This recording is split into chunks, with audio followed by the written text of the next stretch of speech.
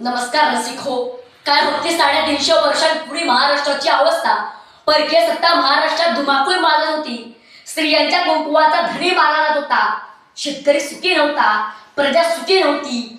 आणि अशातच 19 फेब्रुवारी 1630 रोजी रयतेचा वाणी असणारा शिवनेरीवर एक तारा जन्मला.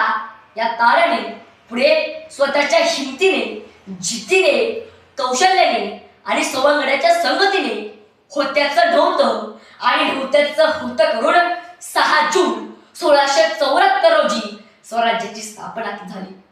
शेतकरी सुखी झाला, प्रजा सुखी झाली, अन्यायाला पूर्ण विराम मिळाला.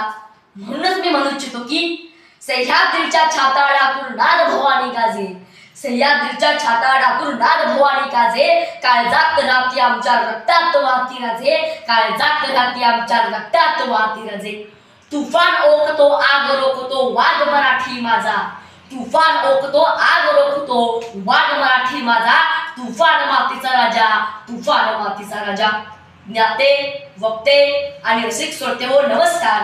मी कुमार शौर्य शिवाजी खोपरे अर्थातच आपल्या समोर विषय मांडतोय शिवजयंतीचे स्वरूप काल आणि आज.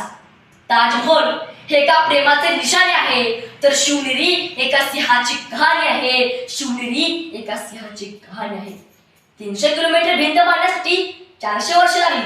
मात्र माझ्या राजांनी अवघ्या 50 वर्षात बांधलेल्या किल्ल्याची एकंदरीत लांबी 4000 किलोमीटर होती. चीनच्या त्या भिंतीला आम्ही जगातील एक आश्चर्य मानू. तर मग हे काय आहे?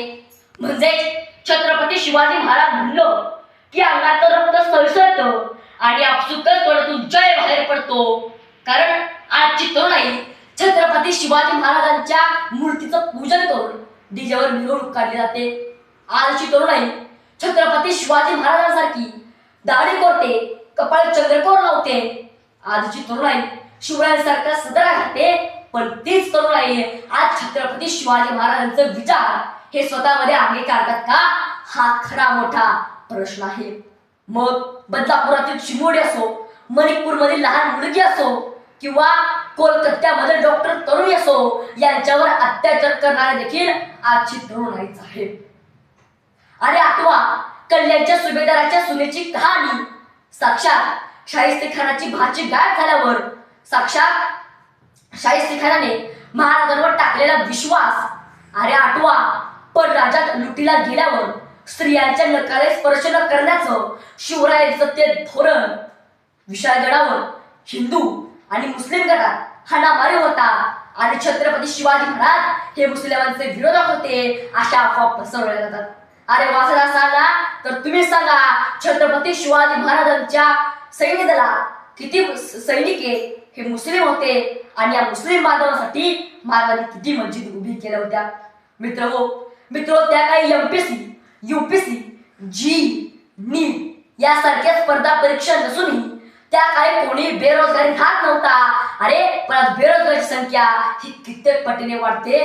याचं कारण म्हणजे छत्रपती शिवाजी महाराजांनी जगण्यासाठी अन्न हवं, अन्नासाठी काम हवं, कामासाठी दाम हवं आणि हेच काम 18 पगड जातीच्या लोकांना मिळून देण्याचे काम छत्रपती शिवाजी महाराजांनी केलं होतं. महाराजांनी सत्तेपेक्षा सहकार्याला जास्त महत्व दिले आणि याचं उत्तम उदाहरण म्हणजे गड आला पण सिंह गेला, म्हणजे विरोधात तानाजी गेला म्हणून छत्रपती शिवाजी महाराजांना दुःख झाले. आणि याची उलट परिस्थिती बघितली तर खालचंच उदाहरण म्हणजे महाराष्ट्राचे लाडके उपमुख्यमंत्री अजितदादा पवार यांचं निधन झालं.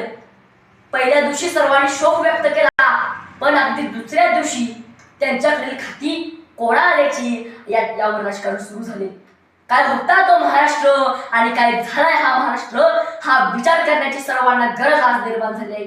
छत्रपती शिवाजी महाराजांचे कार्य हे केवळ इतिहासात आणि देशातच प्रसिद्ध नव्हते, तर ते जगभर देखील प्रसिद्ध होते. म्हणूनच मग अमेरिकेच्या पोस्टमन विद्यापीठामध्ये शिवाजीचा मॅनेजमेंट गुरु हा 100 मार्कांचा पेपर घेतला जातो. पाकिस्तानच्या पाठ्यपुस्तकात आदर्श राजा कसा असावा म्हणून छत्रपती शिवाजी महाराजांचा इतिहास शिकवला जातो. परंतु हा इतिहास आज आमच्या महाराष्ट्राला पुसण्याचा प्रयत्न करत आहे. मित्र आज आपल्याला तलवार घेऊन युद्ध करायचं नाहीये, तर मिळालेले स्वातंत्र्य आणि स्वराज्य जपायचं आहे. आणि मित्रांनो लक्षात ठेवा, प्रेमाचे निशाणे असलेले ताजमहल बघता आले नाही तरी चालेल, पण छत्रपती शिवाजी महाराजांनी जिंकलेल्या एकूण 111 किल्ल्यांपैकी प्रत्येक किल्ला पाहण्याचा प्रयत्न आपण जरूर केला पाहिजे. म्हणून शेवटी जाता जाता इतकंच म्हणून की काळजात वाहती आमच्या रक्तात राहती राजे, तुफान रोखतो आग रोखतो वाघ मराठी माझा. शिवबाच्या उपकाराचं पांग कधीच फिटणार नाही, लोकराजा या नावाचा पान कधीच मिटणार नाही.